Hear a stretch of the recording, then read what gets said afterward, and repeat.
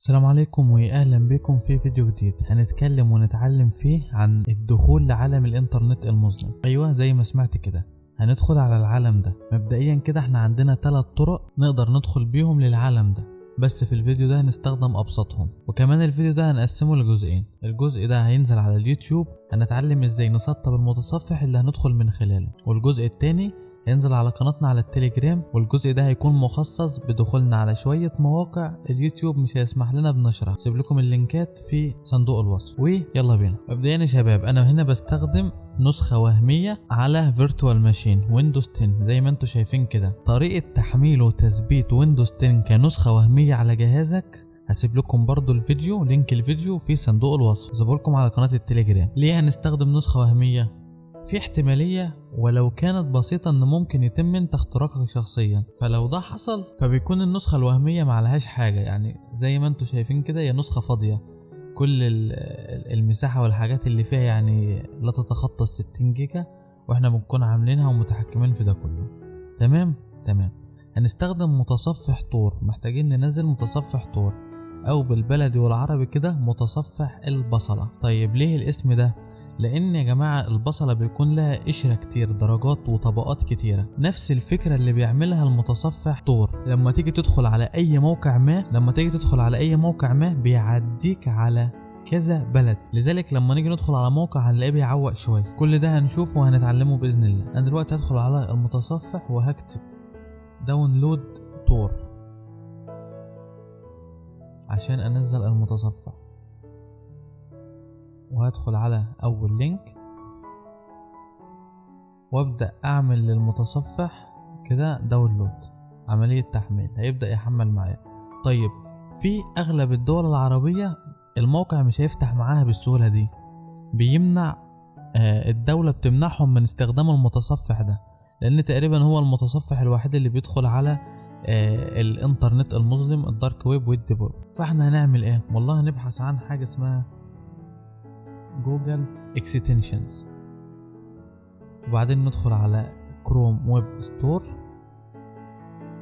وهنيجي كده في السيرش اكستنشن هنكتب في بي ان. تمام. وهنستخدم الفي بي ان ده يا شباب، هنعمل له جيت من هنا عامل لنا ريموف لان انا اوريدي مسطبه، جيت وبعدين انستول. وبعد ما نعمل له جيت وانستول هنلاقي المتصفح ظاهر هنا كده، شايفينه اهو. هدوس عليه وابدا ان انا اعمل له ستارت في بي ان وابدا احمل المتصفح، وهيتحمل معايا بكل سهوله. ده في حاله الدول اللي بتكون منعه استخدام المتصفح ده. تمام. نبدا بقى ندخل على المتصفح ونعمل له انستول. عمليه التثبيت سهله جدا. اوكي انستول. هنا هينزل كل المتطلبات اللي هو بيحتاجها اثناء التشغيل. بعد الانتهاء من التحميل هندوس على فينيش، وهيبدأ المتصفح يظهر معايا تحت بالشكل ده. نطلع من دي مش هنحتاجها، ودي هنحتاجها فهنسيبها دلوقتي كده. تمام. ظهر معانا المتصفح بالشكل ده. always connect automatically. نيجي على configuration وهنستخدم bridge select a bridge، وهنستخدم الاختيار التاني.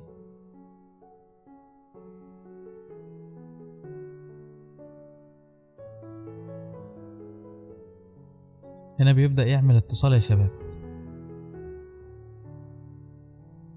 بياخد وقت شوية، هنسيبه عادي جدا.